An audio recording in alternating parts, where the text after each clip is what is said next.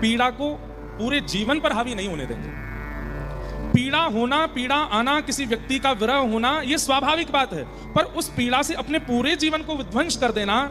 अपने आगामी जीवन को भी नष्ट कर देना, बिल्कुल एकांत में बैठ करके और ना खाना पीना, बिल्कुल इस प्रकार की स्थिति में आ जाना, यह उचित बात नहीं।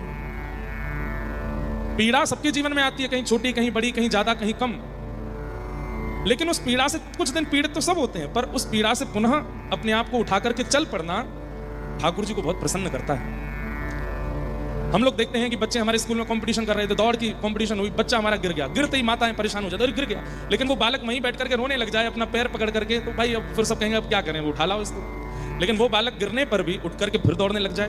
तो सब लोग उसकी प्रशंसा ही नहीं, भले ही वो हार जाए फिर भी उसकी प्रशंसा, उसका स्मरण, उसकी याद सब करते हैं। ठीक वैसे ही हम सब जीवन रूपी दौड़ में दौड़ रहे हैं। जीवन में आने वाली रुकावटें, कहीं ठोकर आती है, कहीं कुछ आता है, कहीं कुछ आता है, और हम गिर पड़ते हैं, और गिरने के बाद जब हम गिरे ही रहते हैं,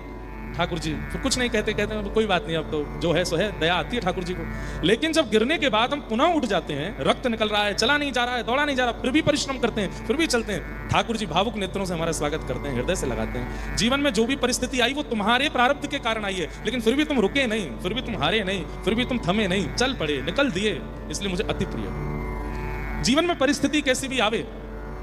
परिस्थिति बहुत कठिन है जो आपने लिखी है, लेकिन इस परिस्थिति में आपको स्वीकार करना पड़ेगा कि अब जो हुआ वो हुआ। कथाएं सुनकर के, नाम आश्रय लेकर के, ठाकुर जी को अपना बना करके अब मैं